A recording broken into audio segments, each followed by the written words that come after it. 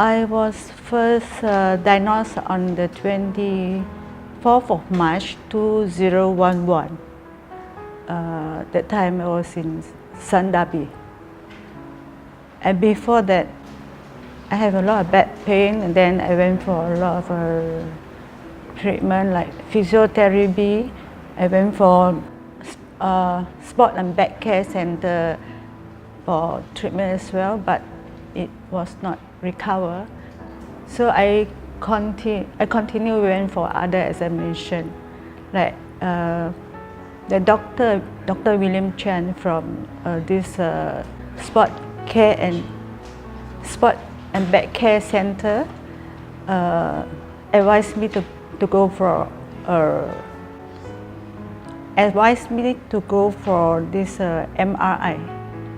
From the MRI, I noticed there were a lot of bad cells at my back, and at my back, the whole back like cross, actually. And then after that, the doctor there sent me for other examination, like CT scan or no PET scan, CT scan. Went for CT scan, went for all those upper scope, lower scope, all those tests. And then from there, they came to know that I'm having a lung cancer. The initial diagnosis and process really affect me, because I never expect myself to have such sickness. Yeah, and then it shocked me, and of course the first diagnosis I really cannot stand. It. So I'm confused at the time. So after that, they told me to go and see the orthopedic, that's the bone specialist. I went to see the bone specialist. He said, it's better to just enjoy yourself. You don't have to do anything. Okay. So after that, that time, I went back to the oncology in Sandabi, and then the oncologist said, since you are Government 7, I send you a letter for you to go back to Government Hospital. All right. Then after that, I went back to Government UH to see an oncology. He was at the semi-government. That's the specialist center, what they call specialist center. We pay for it. The first time I met him, he took my blood sample. I need the most. I think I paid about $200. Yeah. Then after that, he gave me 2 weeks appointment. Then my daughter, and then my eldest daughter came back from New Zealand.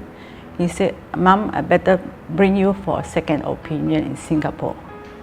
So then I went to Singapore for a second opinion, and then the oncology there really gave me confidence, and he brought a patient like me, and he survived for 40 years.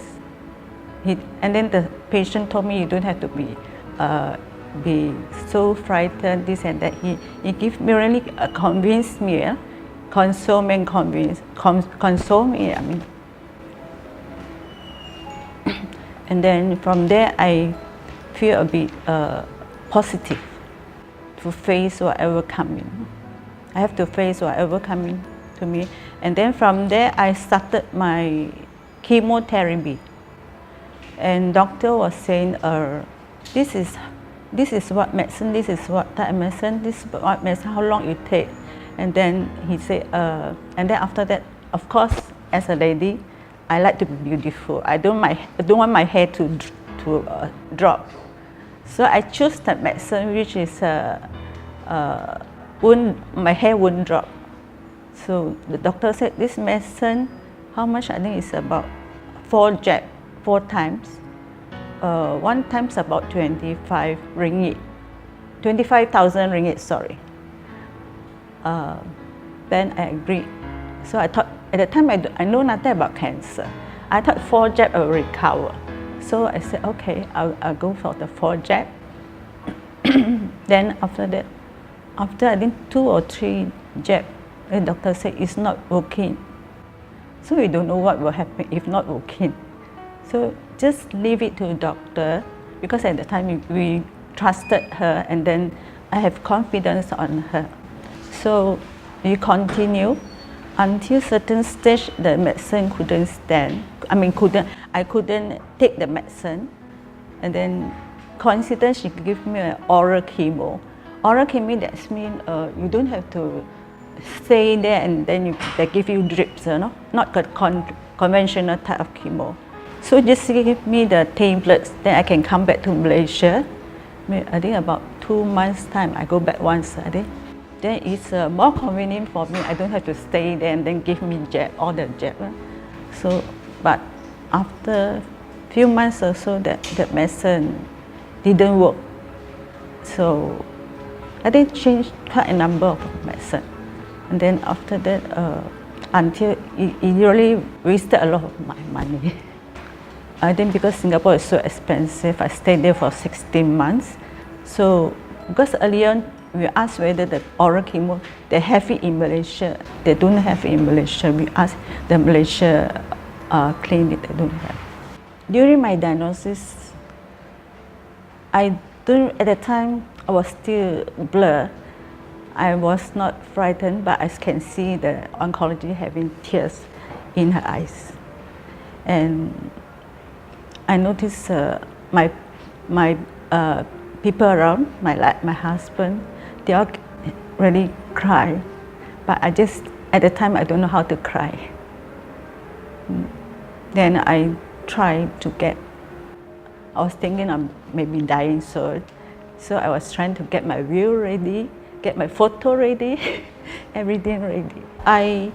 After 16 months in Singapore, a friend recommended Dr. Christina to me. And I feel very comfortable with Dr. Christina.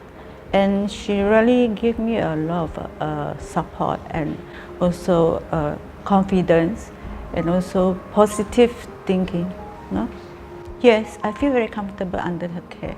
Yeah. For example, when I was using certain type of medicine in Singapore, my weight from 53 kg has lost until become 39 kg.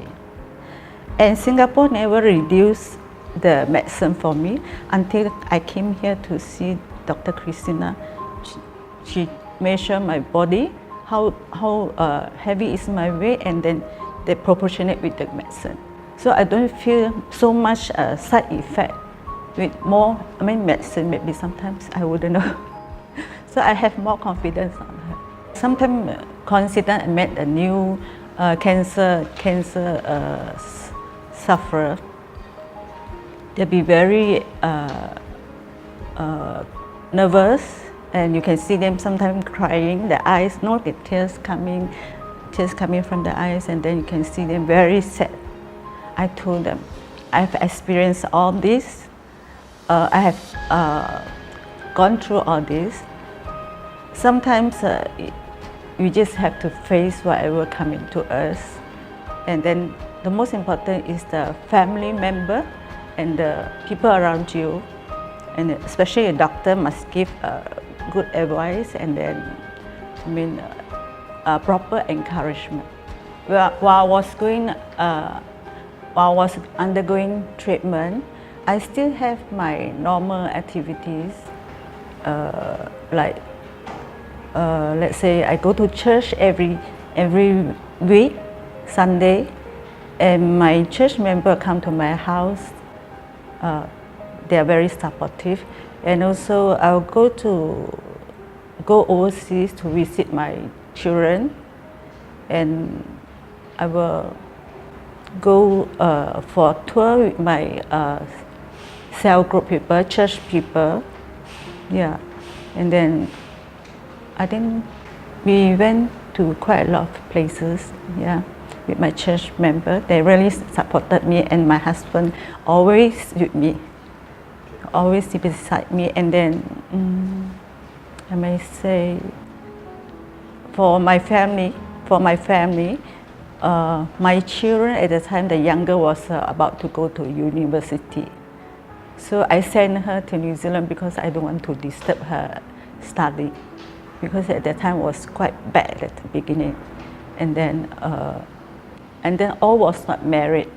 During my treatment, my eldest married, second married, third married, and then the youngest one has completed her study from New Zealand, come back. I feel positive about the future because my families are all with me, and then my husband is very supportive, and my church member, they are really supportive, and also there are more medicine coming in, like I'm taking serotonin. The erythroid is coming, waiting for me. Yeah, so I don't think I will out of medicine, even though for control. I have a relative. He was having cancer, I think throat cancer. So he was very frightened and he was very nervous. And the wife called us. The wife know I'm a cancer survivor. She called me, said my husband is trying to jump down from a tall building, want to commit suicide. The second day, immediately I went to the house. I give him advice that even though you can commit suicide and kill yourself, you have got nothing following. But your children, what your children will think. Your children may be saying, oh, since father also cannot face any problems and to handle any problem, we might as well follow father. Anything happen to your children when they're facing some difficulties, they may just jump down from the tall building like you. I say, you is okay, you alone. But what you are affecting this attitude affect your children for the future. No children will simply give up things, not struggling. No, they don't really put effort to overcome difficulties. Yeah?